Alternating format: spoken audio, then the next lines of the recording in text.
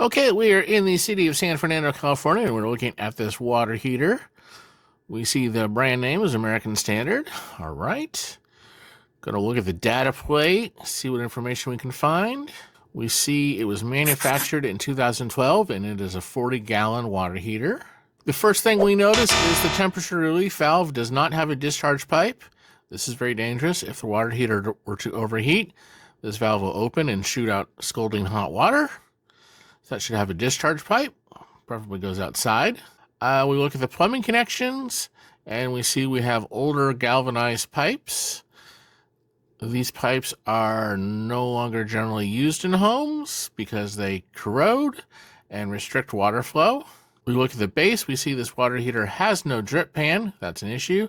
We see the water heater has previously leaked, or perhaps the previous water heater leaked, but there should be a drip pan here to collect any water leaks. But we do test it, and we do find the water heater is functional, despite all the problems it has. I am Home Inspections, inspections that matter for people who care. 818-298-3405.